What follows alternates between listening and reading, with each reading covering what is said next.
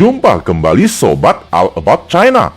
Keberhasilan Dirgantara Cina beberapa hari yang lalu membuat admin tak berhenti membuat konten. Suksesnya Private Cina di bidang Dirgantara membuat orang Timur ikut kebagian rasa senang. Sebab eranya Timur Asia mulai bersinar.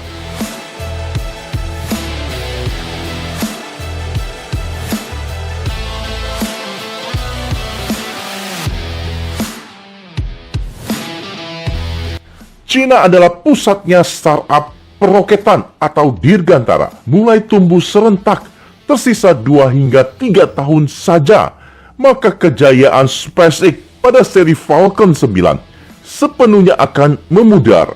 Sama hal dengan kendaraan listrik Tesla, yang notabene saat itu berada di puncak, namun seiring kehadiran kompetitor dari Cina yang kompeten seperti NIO, BYD, dan banyak lagi, yang membuat era Tesla goyah.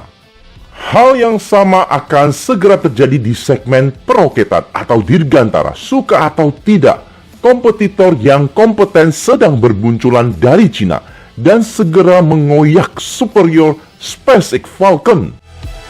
Startup peroketan yang berasal dari Cina adalah banyak: Link Space, Deep Blue Aerospace, Land Space, Galactic Energy, masih ada X-Space, iSpace, Jiuzhou Yunqian atau JZYJ, Space Transport, EE Engine, OneSpace, dan banyak lagi. Yang baru saja menorehkan banyak pencapaian adalah Space Pioneer atau teknologi Tianbing. Space Pioneer kedengarannya asing, namun secara mengejutkan perusahaan yang dikelola sejumlah anak muda ternyata membuat banyak terobosan. Bahkan para pengamat Dirgantara internasional dibuat kagum. Space Pioneer dengan roket Tianlong Erhao atau Tianlong 2 menorehkan sejarah Dirgantara menjadi satu-satunya startup swasta di Cina dan dunia yang pada percobaan perdana roket berbahan bakar cair minyak tanah secara langsung berhasil mengorbit bumi. Setiap tahapan mesin sukses menyala sehingga berhasil keluar dari jeratan gravitasi permukaan bumi. Setiap roket orbital memerlukan velocity sekitar 7,9 km per detik atau setara 20 kecepatan suara. Sekali lagi mudah membuat rudal balistik yang jatuh kembali setelah menembus ruang angkasa daripada membuat roket orbital yang memerlukan kecepatan konstan, escape velocity. SpaceX saja gagal pada percobaan pertama. Umumnya startup memulai penerbangan perdana menggunakan roket berbahan bakar padat. Jelas lebih mudah daripada roket berbahan bakar cair yang lebih kompleks. Setelah menorehkan hal positif secara bertahap mengalihkan dari bahan bakar padat ke cair, namun Space Pioneer ternyata langsung masuk ke intinya, yang mana menggunakan bahan bakar cair ramah lingkungan, minyak tanah, sama seperti yang digunakan SpaceX Falcon Series.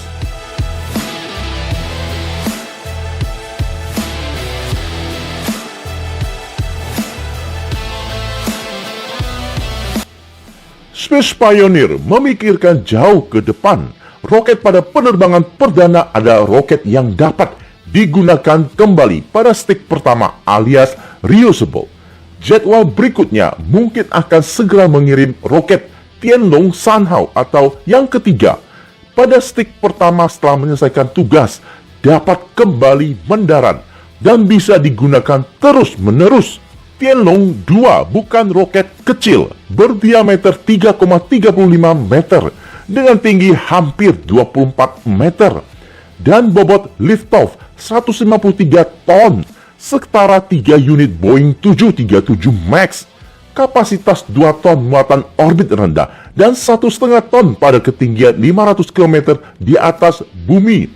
Roket terdiri dari 3 tahap atau stage yang membuat kagum dan kembali menorehkan pencapaian baik di Cina maupun dunia, yaitu ketika stage terakhir atau stage ketiga setelah menyelesaikan tugas mengirim satelit atau muatan, sesegera melakukan tugas mulia yaitu di orbit. Mesin kembali menyala selama 400 detik setelah mengelilingi bumi setengah lingkaran menuju wilayah kuburan sampah antariksa, dan sesegera masuk kembali dan terbakar atmosfer. SpaceX Falcon hanya stik pertama yang kembali ke lokasi pendaratan, namun menyisakan stik terakhir yang begitu saja berada di orbit, menjadi sampah antariksa abadi yang perlu puluhan tahun untuk jatuh kembali ke bumi. Namun Space Pioneer sekali lagi pionir dalam lingkungan baik permukaan bumi dan orbit bumi. Salut dan patut diapresiasi. Berbicara roket bahan bakar cair adalah sulit. India masih bermain roket berbahan bakar padat. Jepang pun demikian. Sekalipun kedua negara mengkombinasikan keduanya, namun masih memerlukan dorongan dari roket berbahan bakar padat. Indonesia sampai hari ini roket berbahan bakar padat hanya berdiameter 45 cm, baru mampu mencapai 80 km di atas bumi alias suborbital. Itu pun peluncuran diagonal. Israel roket Shafid 2 masih bahan bakar padat. Itu pun hanya dapat mengirim muatan maksimal 500 kg. Ketika melihat kompetitor skala negara pun mengalami kesulitan, maka startup Cina Space Pioneer, notabene anak kemarin sore, sumber daya terbatas, maka satu kata, fantastis.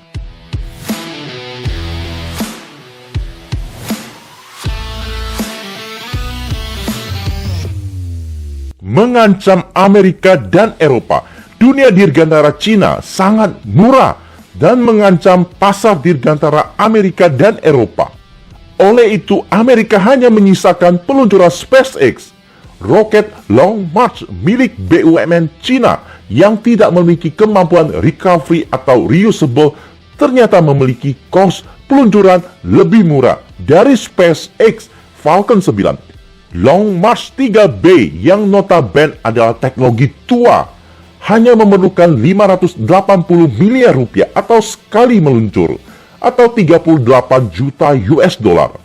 Falcon 9 sekali meluncur dengan teknologi reusable memerlukan 1 triliun rupiah atau 68 juta US dollar.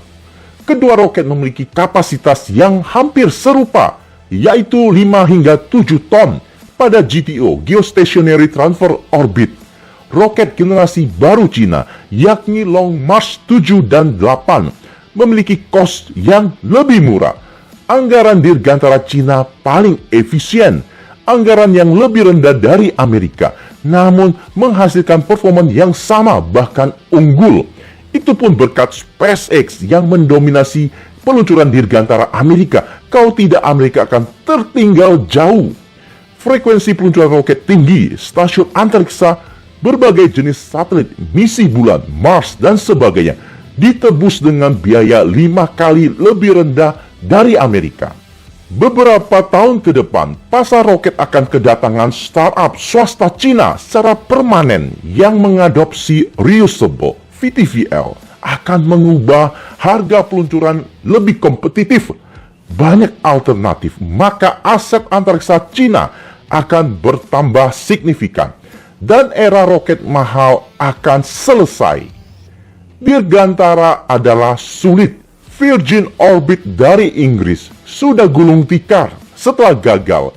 Roket H3 Mitsubishi dari Jepang gagal pada percobaan pertama. Realivity Space roket Terran 1 dari Amerika juga gagal. ABLRS-1 Amerika juga sama. Keberhasilan startup Cina patut disyukuri, menggambarkan kepada publik bahwa teknologi Cina sudah di depan. Mari kita nantikan pencapaian berikutnya yang akan mengubah Cina, Asia, dan dunia. Terima kasih sobat sudah meluangkan waktu meramaikan channel ini. Jumpa di topik berikutnya. Salam All About China.